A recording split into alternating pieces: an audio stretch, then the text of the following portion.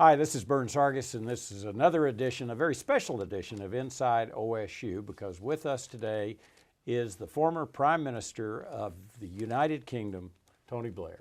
We are delighted to have you.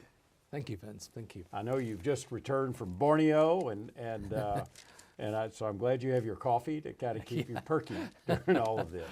I think our students who will be viewing this would be interested in this because when they see people like you, you're just very mature and staid and got it all together and you've seen it all. But I've read enough about you that it didn't all start out exactly that way.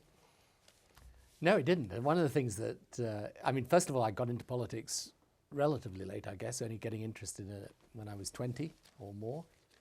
And secondly, nowadays I make speeches fairly confidently. I always remember the very first public speech that I gave, and I was 28 and I was fighting my first campaign.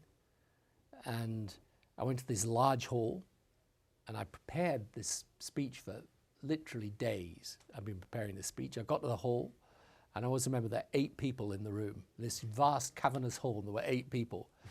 And the thing I remember is halfway through my speech, I didn't know, I wasn't flexible enough at the time or mature enough to better sort of just say, well, look, why don't we just sit in a corner here and have a chat rather than me making a speech. So I kind of made out my speech. And I always remember, to my dismay, about halfway through the speech, one of the 8 just nodded off to sleep.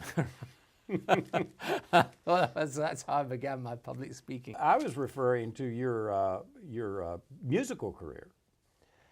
I mean, you didn't just kind of play an instrument. You had a band, and I mean, you must have had aspirations of Mick Jagger or something like that. I had huge aspirations. Unfortunately, I had very little talent. So I share that. So I was really keen on it, actually. And the one thing I'm very thankful about is that all the sort of Facebook and whatnot and the mobile phones and everything didn't exist in those days. Otherwise, there'd be recording and photographic evidence, which would have probably meant that I wouldn't be sitting here having this interview with you, because it would have been pretty ghastly. And what was the name of your band? Ugly Rumors, which is actually a line from a Grateful Dead song. Ugly Rumors. Yeah.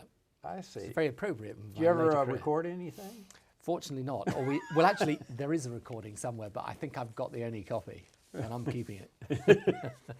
Now, when you, and in reading, you tried music, and that was your goal, apparently, in life, and then you went to university, and it almost looked like it was at Oxford when you really kind of turned into the direction you've found today. Is that right? Yeah, it was at Oxford that I became interested in both religion and politics at the same time. You were a good friend and worked well with President Clinton, but you also did that with President Bush, who were very different personalities. Very different. To contrast their personalities for me. I mean, President Clinton was very much, he was a kind of political soulmate in a sense. We were both on the same side of politics.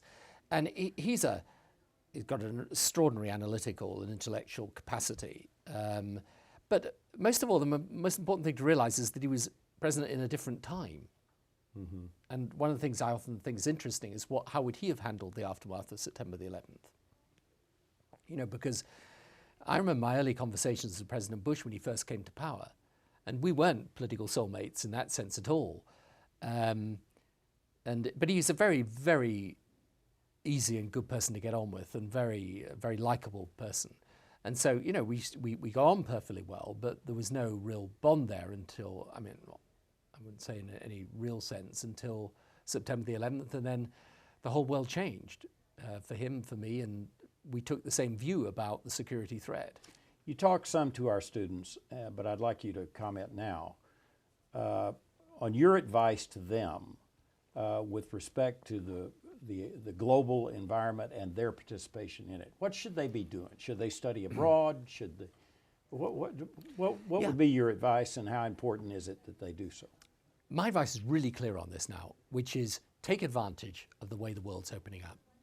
Your generation is the first generation, in my view, as young people, in a country like America, the world is there in front of you.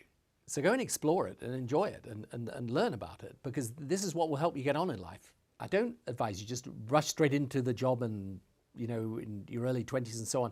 You can take a bit of time to learn about the world. Take some time to learn another language, experience another culture, realize that the way the world's changing today, you may find of enormous benefit to go and spend some time in China or India or even Europe, but the world's there. It's open in a way as never before. So go and enjoy it and experience and learn from it. You have definitely provided great value to our university and our students and community, and we appreciate it. And thank you for your service to the world. Thank you. It's very kind.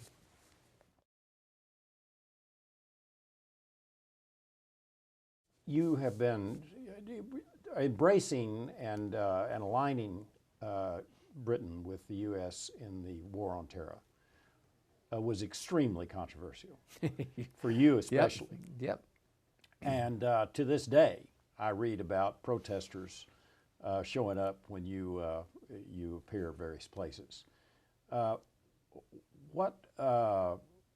did you explain it to your people? I mean, were you able to muster the support to invade Afghanistan and participate in the Iraq War?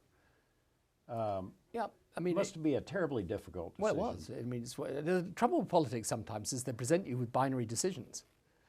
So you go this way, you go this way or that. There isn't a kind of, in that way, there's not a third way. It's one or the other. And when you decide, you divide. So, I mean, people sometimes forget I won my third election after Iraq and Afghanistan. So, I think... But you lost a lot of seats in Parliament, didn't you? We did, but we were never really in danger of losing. And we still had a majority of... Yeah, you had 60 vote margin or so. Over all the other parties. So actually, we were pretty secure even in that third term. And by the way, the Labour Party in its 100 years of history never won 2 successive full terms, never mind 3. Mm-hmm. So you were the longest serving Labour Prime Minister in history. Yeah, and that was partly because, even if people disagreed with me over Iraq and Afghanistan, I still think people actually want leaders to lead. Mm-hmm. So in a way, the public's kind of curious ambivalence about this. They want to be listened to, but they actually do want to be led, because that's what they elect you for. They don't, I often say to people, no matter what great wave of enthusiasm you come to power on, when you govern, it's all different. Well, looking back on it in Iraq, which is enjoying some security and progress, moving forward to a democratic society, and as you said in your speech, one that embraces the democratic ideals, not just voting. Yep. Looking back on that, and then looking at Afghanistan today, reflect on it. Was it the right decision? Well, I mean, I would say it is, yes, because I think if you'd let these societies... Even without weapons of mass destruction? Yes, because I think if you look at what Saddam had done in his use of chemical weapons, and then look at if you just left him there, I think personally, I don't have any doubt you would have at some point had to deal with them. Right. So you could argue whether that was the right time or not, but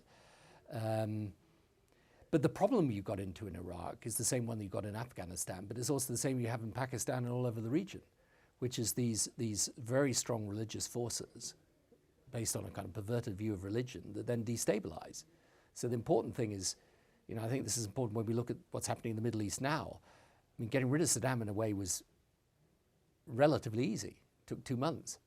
Getting rid of the Taliban was relatively easy. Again, it took about 2 months. It's the aftermath that's been tough. And the aftermath is tough because you have this movement worldwide based on this perversion of religion, which is difficult to deal with. Well, one thing too that with the Arab Spring and Tunisia and Egypt and now Libya, something that isn't talked about much throughout the Middle East is the role and the power of the tribes. Mm-hmm. That these are countries which were kind of artificially created, yep. And that the tribes, the real power, the power lies largely with the tribes, and that is apparently very true in Afghanistan. Yeah. So with this meltdown of the dictatorships, it's kind of what emerges. Yeah, absolutely, and that's the key question. But here's the thing that I think is important to understand. You know, because I spent a lot of time out in the Middle East. I mean, I've just come back from my 72nd visit there since leaving office. Okay, so I'm there a lot. You know, sometimes this tribal thing becomes an excuse.